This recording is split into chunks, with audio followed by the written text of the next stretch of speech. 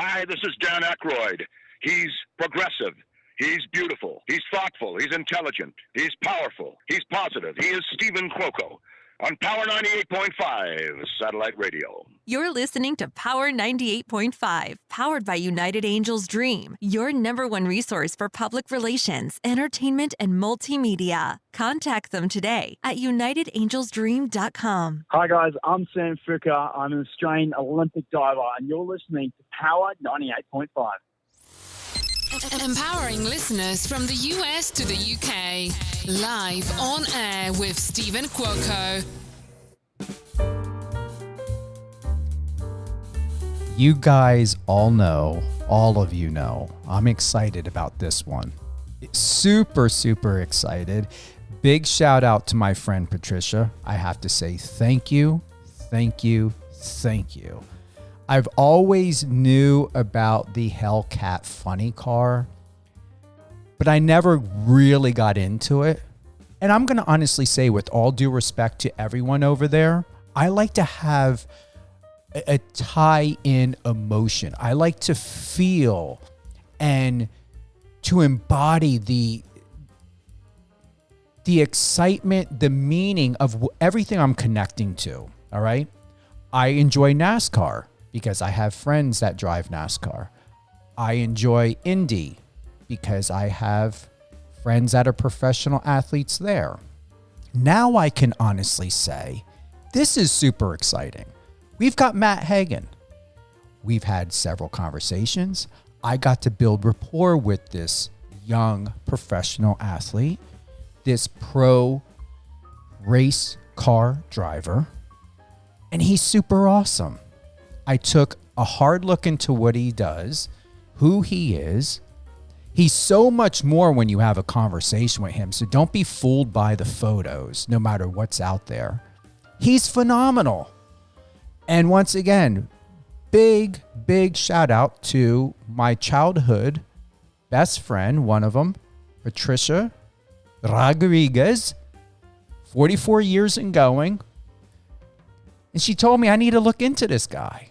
She's like, I saw one of the races, and she's like, you got to have him on the show. And now here we are. And I'm excited. We've got Matt Hagan. He's a driver of the Tony Stewart Racing Dodge, SRT Hellcat Funny Car for Partners, MOPAR, American Rebel Light Beer, and Johnson's Horse-Powered Garage. We've also got to mention a 4-time NHRA Drag Racing Series Funny Car World Champion.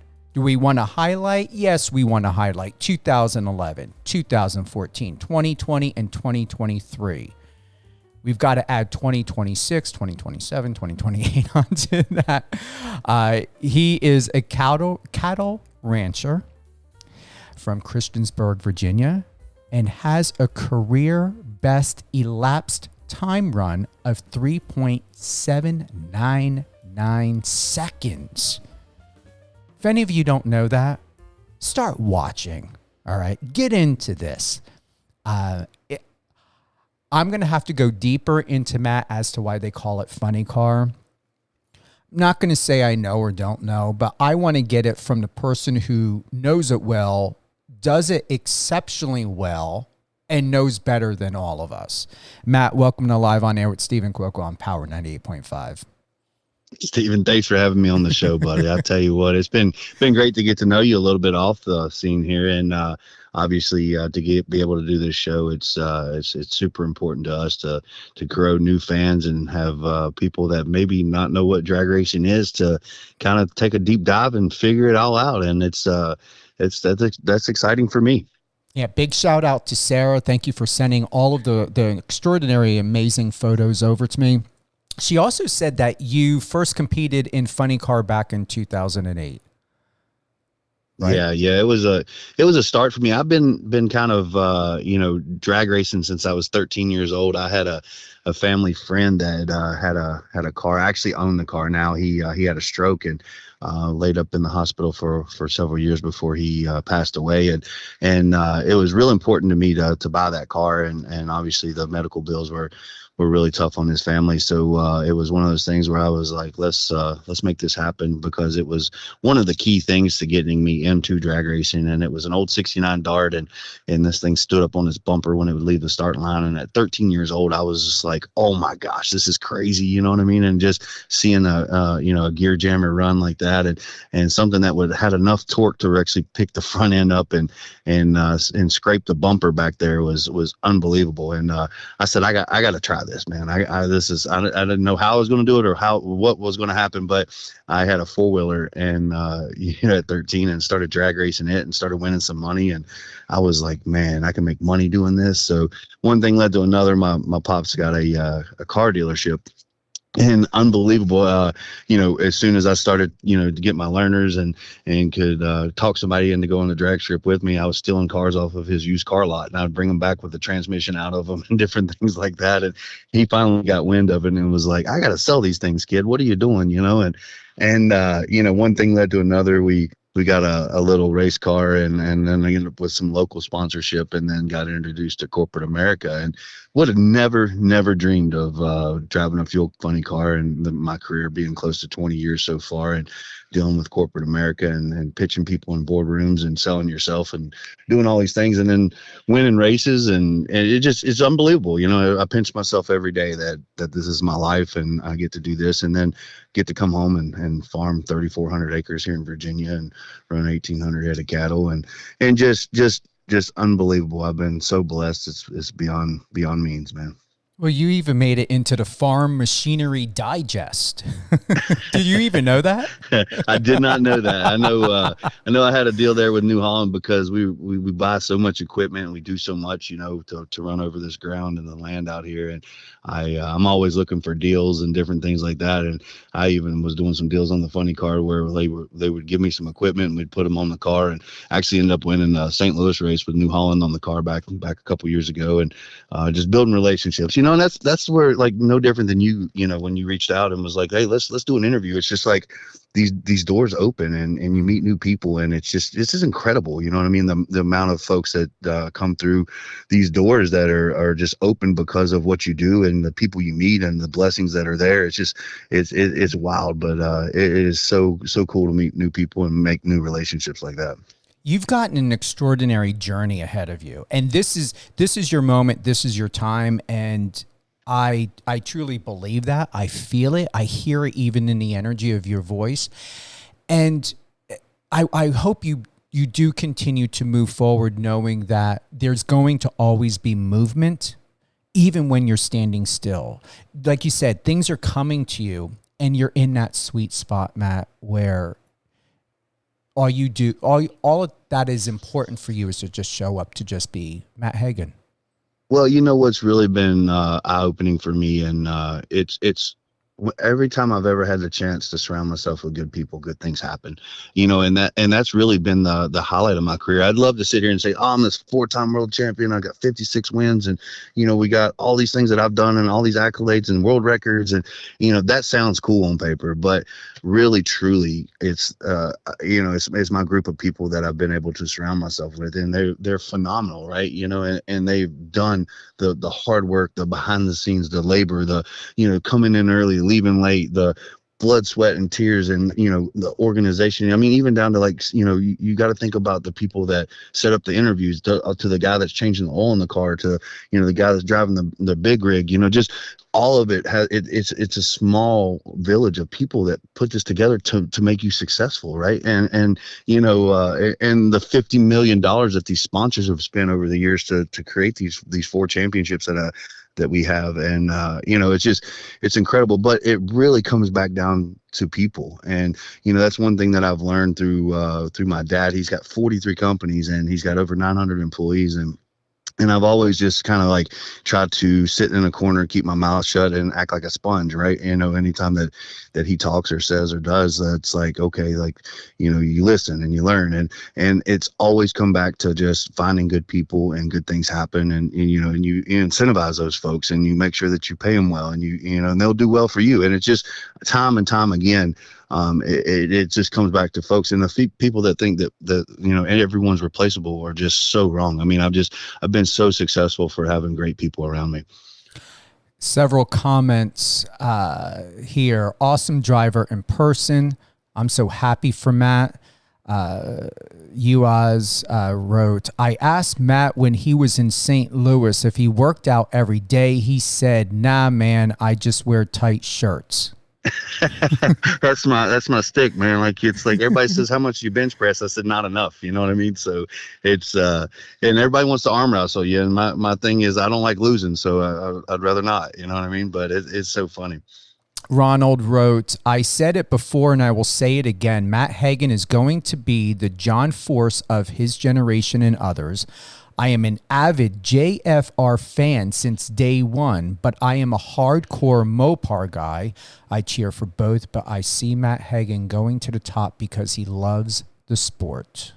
Oh, those are some super kind words. And I don't think there's anyone can ever replace John Force. I mean, 16-time world champion and has just done so much for the sport. I'm truly honored to be able to one day sit back on the rocking porch out here and just say, man, I got to race that guy and I got to mix it up with the best there ever was. And, to have 16 championships and to win hundreds of races, it's unbelievable. There will never be a replacement for John Force. And, but those kind words are incredible. And I just want to, just to be even mentioned in the same realm of that is really humbling. And, but we're out here doing what we do. We love doing it, man. And I don't know how long my run's going to be out here, but one thing about it is we are absolutely having fun doing it, winning races, turning win lights on, and the fan experience, right? Like, I think that's what's so different about our sport. It's just that every ticket is a pit pass, right? And you get to come in for your, $70, GA ticket. And excuse me, that might be wrong. I don't know, but it's one of those things where that GA ticket gets you in to access everything, to the drivers, to the crew guys, to the guys putting the stuff together. You get to stand at the ropes. You don't have to be hot passed up. So our sport is very unique in that way that you can do about anything you want for just you walk through the gate. And most of the time it doesn't work like that in most motorsports. So we are, it's kind of wild because people want what they can't have, right? So with being so accessible, sometimes you're over accessible. And it used to be, I remember when I first started, I couldn't get anybody to take an autograph because nobody knows who you are and they don't care, and I was like, please just take one. My guys are out here watching me. There's a $5 bill under here, just take an autograph. And now doing it 20 years, there's a line like, and it's kind of funny because I always joke with Tony. I was like, if I can just sell my boss selling t-shirts, I've had a good day. I want to take you back. This is from NHRA. I'm going to take you here for a moment. Let's go down memory lane. Let's do it.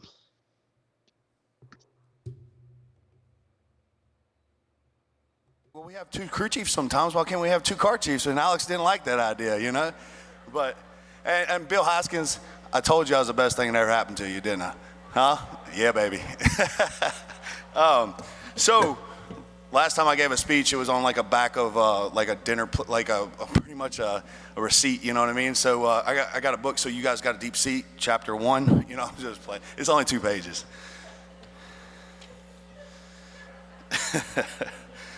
Let's see, I got some stuff here. Obviously, to start off with this, it would have been an incredible season. I'm glad it's over with because I don't think I could take the heat no more, man. There's not enough just for men, to be up here on this stage right now, as much pressure as it is.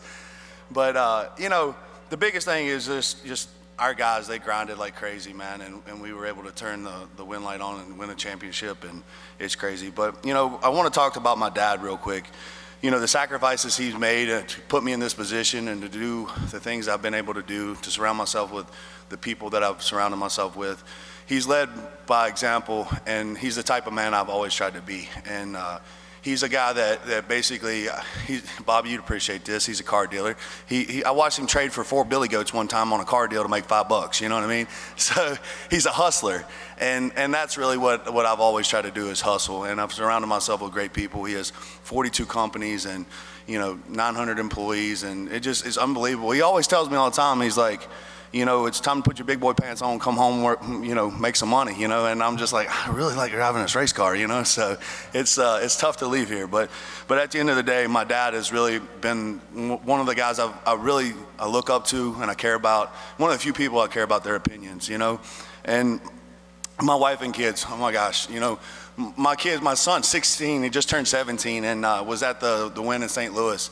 And, he was like, we're going to Vegas. I'm like, no, you're not. You're 17 years old. And he ended up coming to Vegas. And my poor father brought him out there. And he was like, you could just see how wore out my dad was. He was getting kicked out of lounges and everything else. And it was one of those things like, you're not quite ready. He's like, Vegas is not ready for me. I'm like, Vegas is ready for everybody, So, but my wife does an amazing job with my kids. And I have some of the best kids in the world. And I just, I think the biggest thing that we Think safety. That was back in 2003.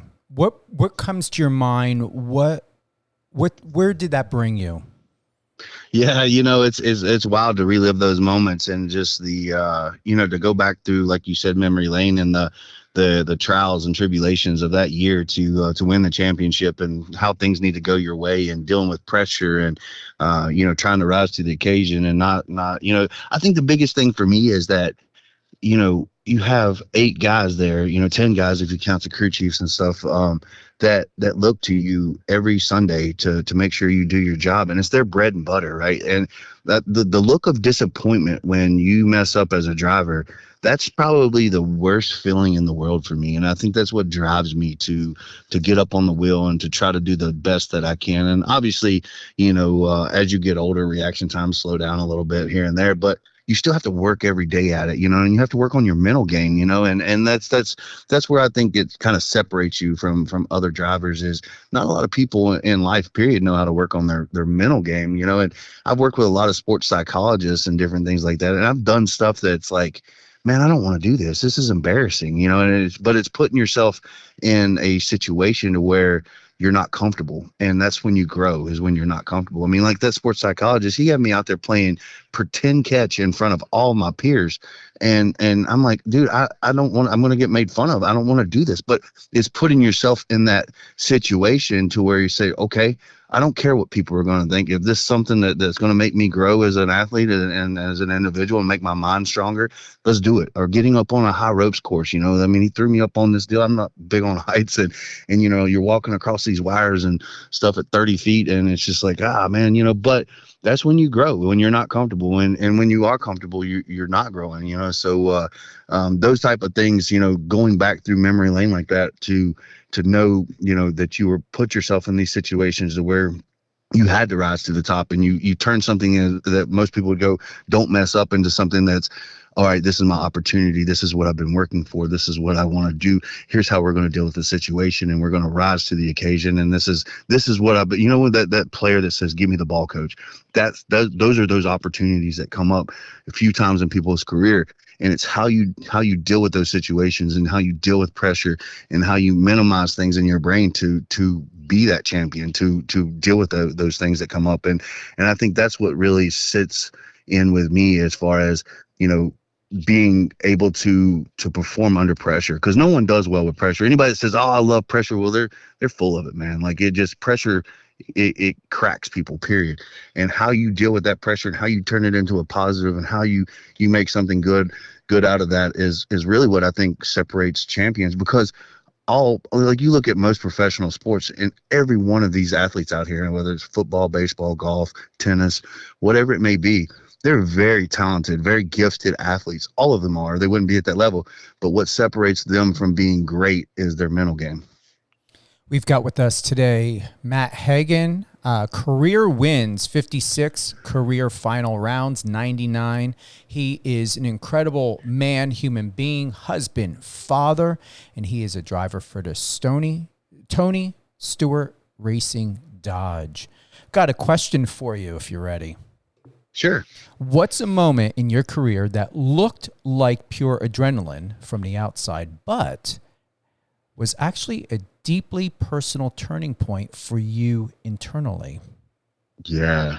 So, looking back, my second year driving this race car, not really fully having my hands around knowing how to drive it. I mean, it takes hundreds of runs to get comfortable at 330 miles an hour, and this slowing your mind down to where it feels, it needs to be like pulling on an old shoe every day, right? Like it just fits, it feels good, you know what to do.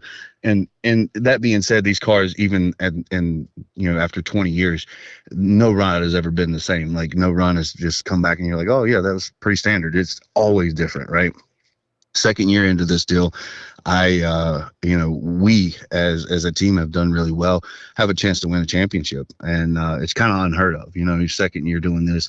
And all I had to do was show up in Pomona and go 2 rounds. And I'm crown champion, like, oh, this is easy, no big deal. And I'm racing against John Force. And basically he has to win the race to become the champion. And I got to lose second round. And, sure enough, went out there and lost first round. And, I had to watch round by round as John won. And, and it was devastating. I mean, and I didn't want to give an interview. I wasn't prepared mentally to lose. I wasn't, you pumped yourself up all this, for the last couple of weeks of you're going to be a champion. You're going to do what it takes. You're going to, in your mind, you see it happening. Right. And then when it crumbles in front of you, that is a huge reality check, right? Like, it's just like, oh my gosh, man, like now this guy has to go out here and do what John Force does is win, right? Like he's so seasoned and so veteran at doing that. And I had to watch it unfold, and they wanted to put a camera in my face every round. And, there's just, it taught me, to be humble and to be, to lose well, but to win well. Everyone wins well, but you have to learn to lose well as well. And you have to give those interviews. And I caught a lot of slack for being like, no, get that out of my face. I'm not, I don't want to do an interview, like, and everybody thought I was pouting, but like, it was not even that. It was just, I wasn't mentally prepared to not walk out of there without a championship. And, it's like going into battle, you get ready to do whatever it takes, and even though it was something a part that got hurt on the race car and not something that happened as far as the driving side of it, as a team, we win together, we lose together, and we lost that day. And I had to watch John win, and it made me grow as a man. It made me grow as a person, as a competitor. And it's one of those things. It brought a lot of humility to my life, and I grew from that. So that definitely stands out for me.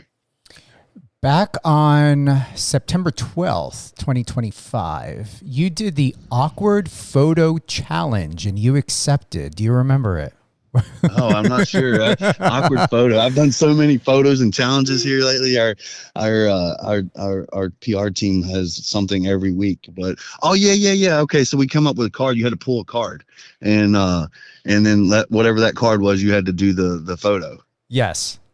Exactly. Yeah, I do remember. It was really good. It's Sarah Taylor wrote, I love Tony's expression when he saw the picture, LOL. Everybody's a good sport, right? Like that's the thing about our industry is like, Chloe comes up with these wild ideas and these challenges, and it's like we're all busy, right? And we all would love to have more time to do other things, but everybody is a great sport about it, and they find the time. Even at the end of the day, if your day didn't go the way it's supposed to, everyone still has fun with it. And I look forward to these challenges and different things like that. It makes it fun. It makes it different. And it's wild. You never know what you're going to get, though. That's for sure. You live in a sport where milliseconds decide everything. What's a belief or habit you've had to unlearn because it slowed you down more than a car ever did? Yeah, I think the biggest thing for us is racing the racer beside of you, and that hurts you, right? Like you got to race the racetrack. We have a guy, Kirk, that pulls Grippo out there, and he tells you how sticky the track is and how much grip's out there, and we pay him a lot of money for that reason to read the track, to give us information on where the bumps are at, how much grip it has, where we should line the car up, all these different things that he's out there all day, just pulling rubber, taking data, using samples to relay to us of how much horsepower we can apply. Because, what people don't understand is these things, they're 12,000 horsepower. And I don't know that people can truly wrap their mind around that. 80,000 foot-pounds of torque. If you take a 5500 Dodge spooled up. That thing makes like 400 pounds of torque. These things make 80,000 foot-pounds of torque. It's just unbelievable, right? So there's never really a lack of power. It's this application of power, or the lack thereof application of power. And so we have a guy out there, Kurt, that stays out there all day looking at the track, looking at the bumps, checking the grippo, seeing when they're going to spray, when they're going to drag, all that kind of things. And we have to race that lane. And I think the biggest thing that I've really kind of instilled in our crew chief and different things is that we race that lane, and we want to run as hard as we can at that lane. There's so many times you get caught up with racing the person beside of you and what they're going to race. And basically you're trying to do more because you think they're going to do more, and you end up beating yourself. Right. And if we run that lane and we got all that we can get, then there's no more to get, right? Like if you walk away and say, hey, look, we got beat, we got outran, but we ran as hard as we could in that lane, then you can truly walk away on that Sunday and say, hey, we just, we gave it all that we had in the lane that we were in, and that was that. But when you get into trying to race the person beside of you, or what they've done in the past, or trying to overdo, what you think should really happen, that's when you start getting into situations to where you beat yourself and you go, man, we shouldn't have done that. We're smarter than that. So I think that has a lot to do with it. That's really helped us as far as being consistent and racing the racetrack. I'm curious to see what you're going to say about this one. What's a moment of doubt you've never spoken about publicly, the one that forced you to rebuild your confidence from the inside out? I think the first explosion I ever had was one of my worst explosions and worst fires I've ever had. And it really made me question doing this as a profession, because I realized why people jump out of skyscrapers that are on fire. The fire is so intense. And it's just like I had a moment where I said, I'm going to die. And when that crosses, I don't know that too many people in life truly have had that cross their brain of like, I'm not going to make it out of this. This is really bad. And you start to panic, and you start to take in more smoke, and you don't know where you're at on the racetrack, and you're still running hundreds of miles an hour. And I was ready to jump out of the car, and I still hadn't buckled myself. And it was just, the fire was so intense that, it's blistering my legs up, and, you just, you want out. Right. But you start panicking as well. And all these things compile on each other. And then you have to hold your breath, and you have to calm yourself down. You have to get the car stopped, and you have to do the things that are necessary to get yourself out of that situation, because no one's going to do that for you. You're in it, and it's only up to you to do the things that you need to do. And that was one of my first real fires, and one of my first real explosions, and it was one of my worst ones. Right. And so it taught me a lot, as far as what you should do and getting through those situations. But it really made me question of like, hey, should I do this? I have kids, and I want to go see them, and I'm doing something that, it's not a matter of if it's going to happen, it's when it's going to happen. And you over 20 years in a funny car, I've had so many wild rides and explosions, and, different things that, I thought it's knocked some of my fingers off, and you throw your gloves off and you go, oh my gosh, there's 10 fingers here. You're so grateful for that, because the concussion is so big, and you can't feel your hands, and different things like that. And you go, why am I doing this? And it's just like, well, it's because you're good at it, bud. You know what I mean? And that's all you know how to do. You go home, and it's kind of funny because my pops always like, come home and sell cars. Well, I don't want to sell cars. I want to drive a race car, And so it's just it's like, that's why you crawl back in there, and that's why you keep doing those things. But I think that if you crawl in those cars and you don't think that it's going to happen to you, you're foolish. It is a matter of time before you're going to be in a bad situation, and you're going to have to figure out how to get out of it. And I think that that's where that adrenaline and that kind of like, okay, let's go, and that's what's, for me, drives me to, keep doing it, because you never know what's going to happen, but you also never know, how good it's going to be. Like, it's just also, these things are so rewarding when you're on top and you have won a championship. No one can ever take that away from you. I mean, no one. Like, you've earned that with 10 individuals. I've raced with billionaires. I mean, you look at Johnny Gray, worth $4 billion. You look at Alexis DeJoria, family owns, used to own Patron Tequila, Paul Mitchell. Like, not taking anything away from them. I'm just saying you can't buy this. It's something that you do with a group of people that you earn together, blood, sweat, and tears. And once you earn that, it is unquestionably, it can never be taken away from you. So that the high of that is unbelievable. But you also have that low of, oh my gosh, I'm not going to get through this. I might literally lose my life here today. So there's the highs of highs and the lows of lows. Metal Militia wrote, "You're one of my favorite drivers. I remember back at Royal Purple, you guys were pulling your FC out for staging, and I came across needing your signature on my hat. I dropped my pen, and you said, hold on, stop everything, and asked your whole crew, and they found one you signed. They found a pen, and you signed the hat. Dude, that's badass. Always remember that moment." Well, what's really cool is like, after the race, we win the race, right? And they bring you back to the starting line to do your interview, and then they want to rush you off to do media, because media, they have to get their quotes out, they have to do all these things. And I'm so bad about not going up to media, because there are people that stayed after that really like they love you and what you're doing. And you wouldn't believe how many people that have never touched a Wally before touched one of these trophies, and to pass it around and allow people to take pictures with it and hold it and touch it, it's unbelievable, right? And they always bring the pictures back, and they're like, oh my gosh, I've been watching this for 30 years and I've never touched a Wally before. And but then media cracks down on me, and they're like, we gotta go. And I'm like, you guys can come down here, you guys been up in the AC all day.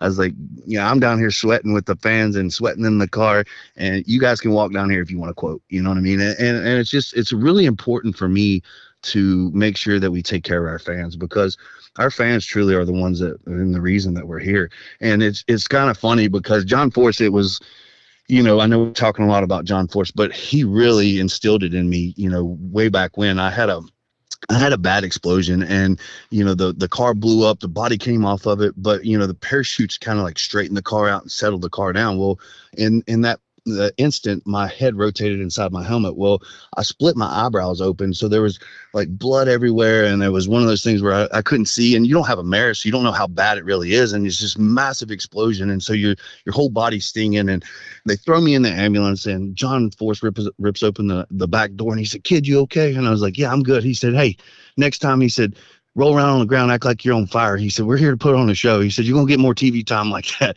And it truly instilled in me that we are showmen, and these people pay their hard-earned money to see this show, and you got to give them the best show on planet Earth, man. And that's what I think why he's so successful, and because he's a showman. And it really rang true to, like, okay, it's awesome to win, and it's awesome to do this, but these folks they're camping out, and this is their weekend and their vacation and their money and everything else. So put on a show. Even though he was joking, it just really set in, I think you're going to appreciate this. I believe I'm going to appreciate this. Where do I have it? Here we go. I like this question for you.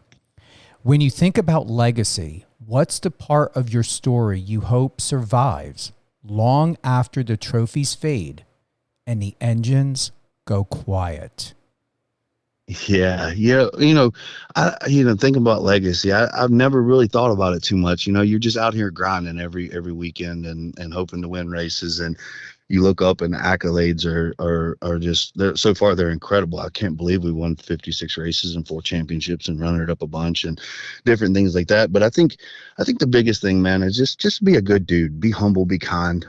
Don't be that guy that's just full of himself and just over-centered, and just I think humility goes a long way. It's like you can be super successful, but be humble, man. And I see that with some of these young kids out here, man. Like, I'm not gonna mention names, but like they just, they've done well for a little while, and it's just, there's no humility. And it's just like, I don't know. I think that the biggest thing for me is just, people that are successful, I just have a lot of respect for them when they're humble, and it's just, I think hopefully that I leave on my mark of that, as even though I've been very successful, I know how fast it can be taken away. Right. And it's just one of those things where there's a new kid, Vandergrift, that's driving, and he lost his ride for a while, and the kid is super humble, and it makes you want to cheer for him. You know what I mean? It makes you want to root for him, because he's gotten a ride again, and he's in one of the best race cars there is out there. And, he's driving for force, and he has all the parts and pieces, but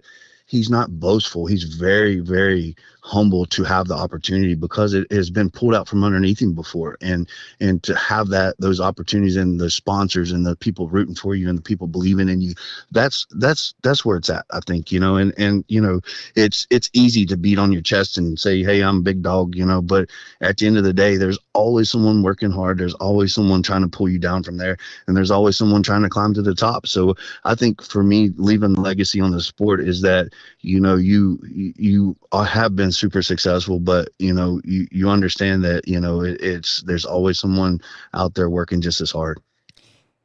If your car had a personality, what would it roast you for the most? Oh man, beating on it, it just, I beat on this thing. I don't make love to anything. So it's so funny, because my crew guys, they made me a shirt up one time, and they call me a seagull, because I fly in, I shit on everything, and I fly home, and it's just one of those things where it's like they made me a shirt that says, I don't make love to nothing, because I'm just so hard on everything. So like, even getting in the car, I'll go around and I'll grab the wing, I'll shake it to make sure it's on tight. I'll beat on the side of panels. I'll, I get in the car, my helmet, like we pay, $10,000 for these helmets and paint it up and all this stuff. And my helmet is beat to pieces, you know what I mean? And it's just it's just like you get in, you put your mouthpiece in, you pull down tight to this piece of metal, and it's like, let's go. So I think if my car had a personality, it'd say, be a little bit more kind to me, bud. You know what I mean? But it's kind of one of those things where you have to be aggressive with funny cars, and you have to put them where you want them to go, because they'll drive you all over the place and everywhere but straight. And that's why people hit cones and walls and all this other stuff with them. But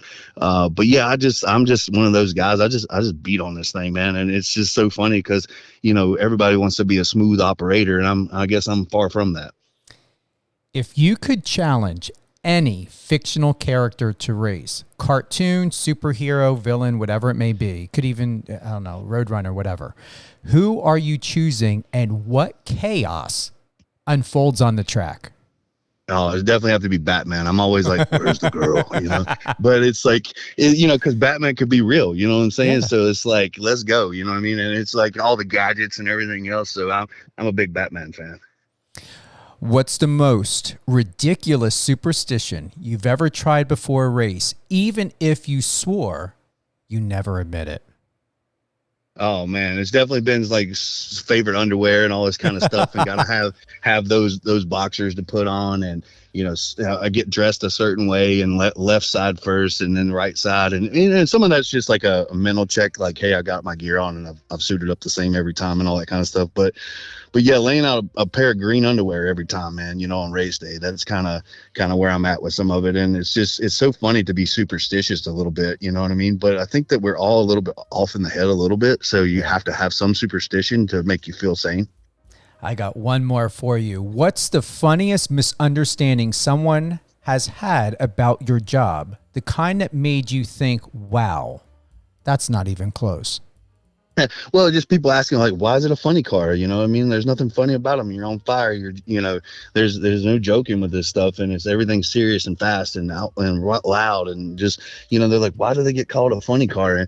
And going back to the old school days where they tuck the wheels up underneath this thing and just made them look wild, and they got, kind of dubbed the funny car name from just the way they used to look and the way these guys were making these things back in the day. I mean, guys put these things together in parking lots and used to do motors in their hotel rooms, and it just kind of is wild how the sport has evolved into what it is. I mean, obviously you take time and money, and you're going to make everything faster and bigger and louder, but yeah, I think that's the biggest thing is, like, where did the name come from, and where did why is it funny? And there's nothing funny about these funny cars. And but it all comes back down to looks, and so it's kind of wild. So most people don't understand the history of it, and I had to kind of go back and dig around a little bit, and I could probably even be wrong with that. I don't know. That's just kind of what I read, and can't believe everything that you read, but I guess I'm just running with that. I'm glad I spotted this one. We can't go forward without this question. If you could freeze one feeling from your career, a single emotional snapshot, and keep it forever, which moment would you choose and why? Obviously, just celebrating with my guys, to see how that feeling of accomplishment, right? Like all the hard work, all the energy, all the things, just see it come together, and just that knowing that it's only going to last moments, and then you're back to the grind and back to working on yourself and everything else. Those you strive years for that, and to have it come together. And there's so many athletes and so many professionals that will never feel that. They'll never feel that sense of accomplishment of winning a championship. They'll never feel that satisfaction, that peace that comes with it. The time that when you get to, take that deep breath and just let it all out and understand that you accomplished your goals, and you've done what you set out to do. You can't replace it with anything, and it's just that, but you only get those for moments, right? And then it is gone, and learning to appreciate that, and learning to take that in, and learning to stop for a second and just, absorb that. That's really, over the years, that's, kind of where I've had to learn to do that a little bit, because, as a young buck, you're going like, oh yeah, that's great. Let's go. Let's do it again. Da, da, da. Take the time and stop. Just bring that in and make that feeling whole. You know what I mean? And understand what you just accomplished, and that very few people in their life will ever get to feel that. And it's a special thing. Any closing thoughts? Oh man, closing thoughts for me, just want to say thank you to our fans, man. Like, it just truly, without our fans, we can't do it. They buy the Mobile One, they buy the cars, they buy all this stuff. And it's so hard. They monetize our social media, every like, every post, everything has got a $sign tied to it. But at the end of the day, when, everyone has a choice on how they spend their money, and that speaks volumes. And for them to go out there and support what we do out here in NHRA Drag, it's not even just my sponsors, but just any of the sponsors that are in NHRA that these fans do. We truly can't do it without them. So hats off to them, and truly thank you for supporting what we do.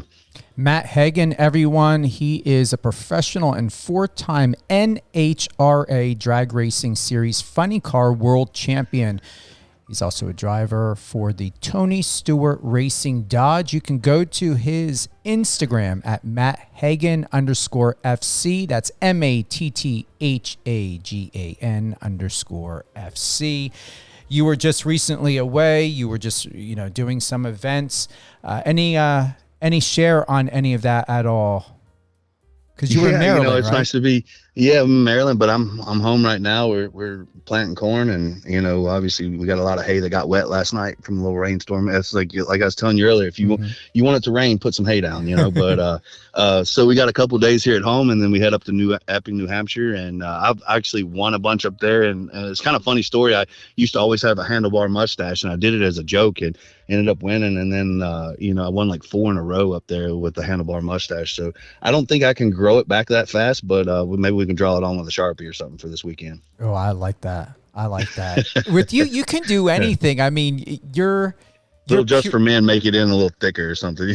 Seriously, you are pure entertainment, and I mean that in a way that you are the perfect 360. You can put you into anything and have you be part of everything, and it would just make sense. I mean, you could be placed on words, seriously. SNL should have you. You should host SNL one night. I don't know if I could read the script. You know what I mean? They can supersize it. There we go. Matt, thank you. This has been so fun. So fun. I've had a blast. Thank you. I appreciate the time. It's always great to meet new folks, and hopefully, we got some new people that listen to you that maybe check out drag racing. I hope so. I believe so. Yeah. All right. Hold the line, my friend. All right. Thank you to everyone who's tuned in to Live on Air with Stephen Quilco on Power 98.5 Satellite Radio and Biz Talk Radio. All great things. Mr. Matt Hagan, head on over to his social media, his Instagram. Give him a follow, a like. You're going to see a recent post coming up very soon that we are going to have online. Once again, Matt's handle is Matt Hagan _FC. That's MATTHAGAN _FC. Check the schedule on Power 98.5, power985.com for all upcoming interviews. We've got DJ High Def live every Saturday, 10 p.m. Eastern. I know he's got some new tracks. We have added a new lineup of new music, independent artists, always refreshing. We do not play the same music for 6 months at a time. What normal or traditional radio, regurgitates over and over and over again by industry standards because of contracts and everything else. We play what matters most to you. Remember, Power 98.5 Satellite Radio is where your voice matters. All great things that are happening on Live on Air with Stephen Quilco. If you happen to miss any of the live radio show episodes, you can go to any of your top 5 favorite podcast platforms and just type in a search Live on Air with Stephen Quilco, and you'll be able to find anyone and everyone, including Mr. Matt Hagan, which will be published, I would say, probably today, tomorrow. It'll be sometime this week. But there will be another live airing of all episodes. We like to air twice. We like to have our lives going and flowing, especially for my UK listeners and family out there. Thank you for joining us today. Have fun. Summer is here. It's almost here. It feels like it's here. I can feel the heat already. Get out there, enjoy life, love yourself, be well, and don't regret anything. Be kind to yourself. Be easy with yourself. Like Matt, life is a fast-moving force every single day. Just take time to slow down and look at yourself, feel yourself, be at one with yourself, meditate, run, jog. This morning I got a cappuccino and I took a nice walk around the city, and it was beautiful. Not a lot of people were out, so I like to get that done early. Have a great day. Enjoy life. Be well. And we'll have a conversation soon. Take care.